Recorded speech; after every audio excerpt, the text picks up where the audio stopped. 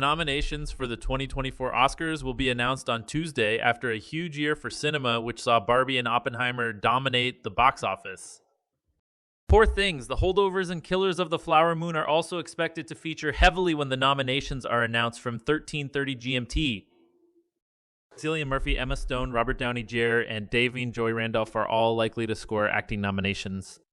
Jimmy Kimmel will host this year's ceremony from Los Angeles on 10 March. The Barbenheimer phenomenon, a viral trend which saw thousands of fans book tickets to see both films on the same day last summer, makes this year's Oscars far more accessible than usual. While several Academy Awards ceremonies in recent years have recognized films which had little breakthrough with the general public, producers will be hoping Barbie and Oppenheimer's likely inclusion will result in a surge in interest and viewers. Which films are competing for Best Picture? After a rule change a few years ago intended to widen the field, the Best Picture category now has a guaranteed 10 slots available. There is general consensus that Oppenheimer, Barbie, Poor Things, Killers of the Flower Moon, and The Holdovers will all score nominations. Anatomy of a Fall, Maestro, The Zone of Interest, Past Lives, and American Fiction are also seen as hot favorites and very likely to compete for the Academy's most prestigious prize. But there are plenty of other contenders which could easily spring nominations in the top categories, such as The Color Purple, Society of the Snow, All of Us Strangers, and May December. In recent days, there has also been a last-minute campaign, similar to the one that netted Andrea Riseborough a surprise acting nomination last year, or Origin to be recognized at the Oscars after it missed out at a string of precursor ceremonies. Who's in the acting race? After a slightly weaker field in 2023, this year's Best Actor category is extremely crowded and competitive. The front-runner is Paul Giamatti for The Holdovers, a film which sees him play a grumpy teacher who must stay in his boarding school over Christmas to supervise the pupils who aren't going home for the holidays.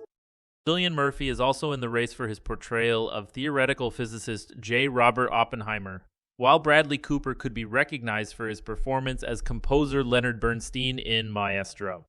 Meanwhile, Rustin's Coleman Domingo is a strong contender for his depiction of civil rights activist Bayard Rustin, and Jeffrey Wright could be recognized for his role as a frustrated author in American Fiction.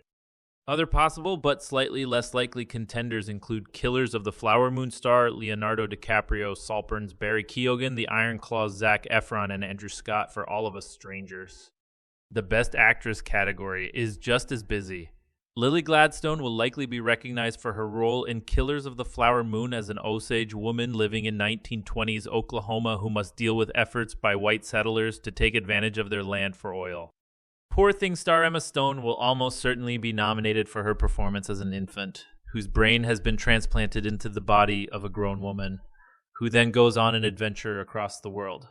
Sandra Huller could be recognized for playing a mother accused of murdering her husband in Anatomy of a Fall, while Maestro's Carey Mulligan is likely to be one of the few British nominees for her portrayal of Leonard Bernstein's wife Felicia Montealegre.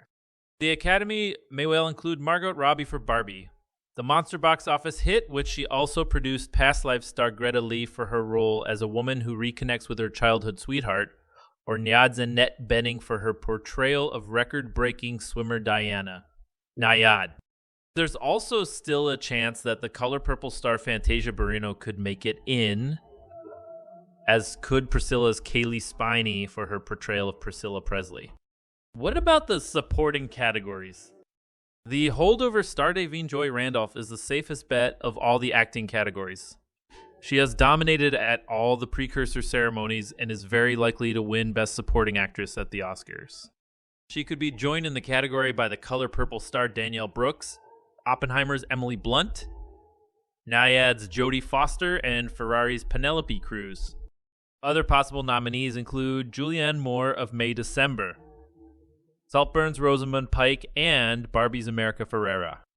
The supporting actor race will almost certainly be led by Oppenheimer's Robert Downey Jr., but there's competition from Barbie's Ryan Gosling, American Fiction's Sterling K. Brown, and May December's Charles Melton. Meanwhile, two actors from Poor Things AF's Mark Ruffalo and Willem Dafoe could be recognized, and it's never a good idea to bet against Robert De Niro, who appeared in Killers of the Flower Moon. What about the directors? Several Oscar stalwarts released films this year and will almost certainly show up in this category, such as Martin Scorsese for Killers of the Flower Moon and Christopher Nolan for Oppenheimer.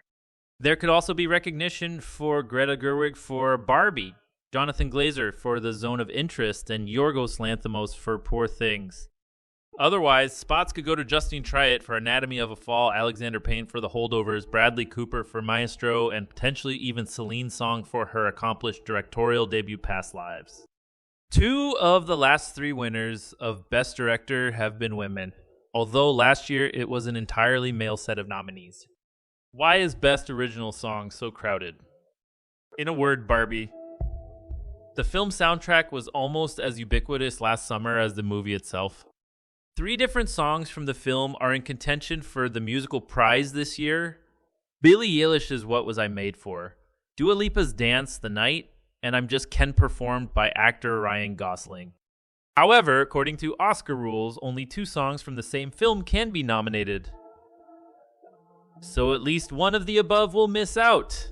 The remaining slots could be taken by the likes of Lenny Kravitz's Road to Freedom from Rustin and It Never Went Away from American Symphony, written by John Batiste and Dan Wilson of us rock group Semisonic.